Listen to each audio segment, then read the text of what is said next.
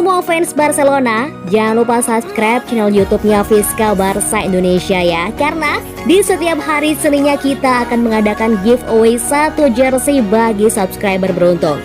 Dan jangan lupa like, komen yang menarik. Jangan lupa cantumkan juga Instagram kalian di komentar. Semoga beruntung. Fiska Barca, Fiska Catalunya. Paris Saint-Germain telah membajak target transfer Barcelona lainnya. Beberapa hari yang lalu, klub yang berbasis di Paris itu mencuri Giorgio Wijnaldum dari Blaugrana dengan menawarnya upah senilai lebih dari 2 kali lipat yang siap ditawarkan oleh Joan Laporta dan juga rekannya. Sekarang Les Parisiens akan melakukan hal yang sama dengan mantan kiper AC Milan, Gianluigi Donnarumma. Disebut-sebut sebagai salah satu kiper terbaik dunia, Donnarumma sudah habis masa kontraknya di Milan. Pindah sebagai agen bebas, kiper berada di radar beberapa klub papan atas di seluruh Eropa. Agennya, Mino Raiola, sedang berusaha untuk menemukan klub yang tepat bagi pemain nasional Italia itu, di mana dia dapat tumbuh dan berkembang sebagai pemain. Barca telah melakukan kontak dengan Raiola mengenai transfernya. Agen terkenal itu sendiri telah menawarkan pemainnya ke klub. Namun, transfer ini belum menjadi salah satu prioritas utama klub Katalan selama musim panas. Dan kemungkinan mereka akan terus bertaruh pada Marc-Andre ter Stegen yang relatif berkinerja buruk, yang pasti akan segera bangkit kembali. Oleh karena itu, kondisi telah ditetapkan bagi PSG untuk membajak lagi target transfer dari Camp Nou. Donnarumma yang transfernya ke Barca menjadi semakin mungkin sekarang akan diboyong oleh Paris Saint-Germain yang punya sumber keuangan untuk menawarkan kontrak yang jauh lebih baik. Kemungkinan agen pemain berusia 22 tahun itu juga akan mendapatkan komisi yang sangat besar untuk kesepakatan ini. Dan laporan mengklaim bahwa dia akan meminta apapun hingga 20 juta euro. Karena Donnarumma akan bergabung dengan PSG sebagai agen bebas, memberi lebih banyak uang. Kelonggaran untuk biaya agen yang lebih tinggi, Barcelona bagaimanapun mungkin tidak akan mampu membayar biaya seperti itu.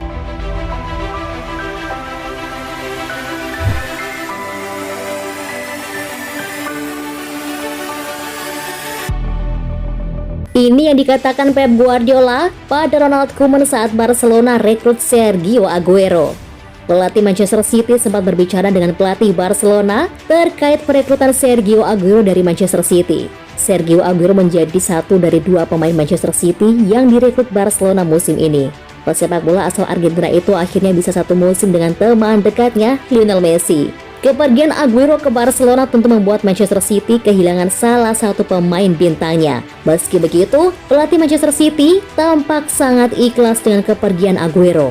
Saat Barcelona akhirnya mendapatkan Aguero, Guardiola mengungkapkan ke media jika dia memuji Sergio Aguero di depan Ronald Koeman. Pep juga menyebutkan jika langkah Barcelona dan Koeman mendatangkan Aguero sudah sangat tepat.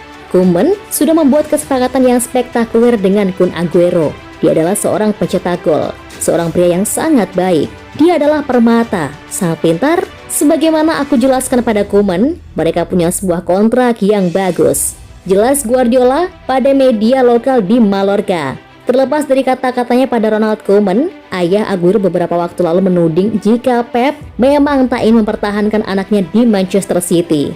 Ada hal-hal yang terjadi di sepak bola. Ketika seseorang bilang padamu bahwa kamu tidak akan dibawa ke sebuah klub dan kamu harus berganti klub, Guardiola tidak pernah menginginkan Aguero. Tutur Lionel Del Castillo.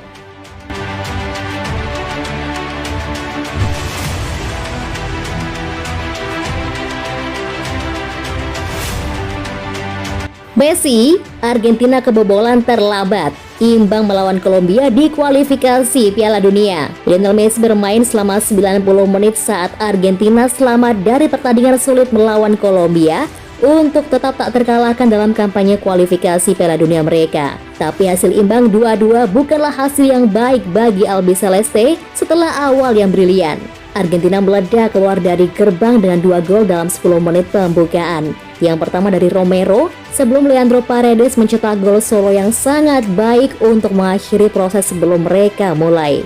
Tapi tim Kolombia ini berbakat dan penuh dengan bintang internasional, dengan pemain depan yang kuat dan cepat. Tuan rumah memberikan tekanan di akhir babak pertama, dan sepenuhnya mendominasi babak kedua. Sedangkan Argentina beralih ke 5 bek dan mencoba bertahan untuk hidup mereka. Messi lebih banyak diam sepanjang pertandingan, tapi punya peluang bagus pada tendangan bebas di babak kedua. Sedangkan David Ospina melakukan penyelamatan yang sangat baik. Setelah Luis Muriel mencetak gol penalti untuk membawa Kolombia kembali ke permainan, momen terbesar datang dengan 5 menit untuk pergi ketika Messi menemukan dirinya dalam posisi yang bagus hanya 12 yard dari gawang, tapi dia menembaknya langsung ke Ospina. Tidak dapat mengakhiri pertandingan. Argentina membayarnya pada menit ke-93 ketika Miguel Borja melompat lebih tinggi dari siapapun dan menyundul umpan silang dari kanan. Itu 2 hasil imbang berturut-turut melawan Chili dan Kolombia, 2 lawan terberat di kualifikasi. Tapi Argentina akan kecewa dengan hanya 2 poin, bukan 6.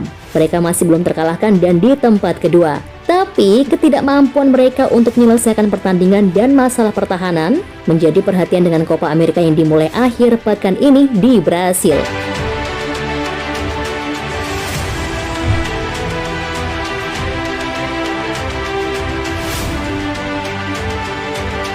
Barcelona jual Philippe Coutinho, Miralem Pjanic dan Samuel Umtiti demi atasi krisis.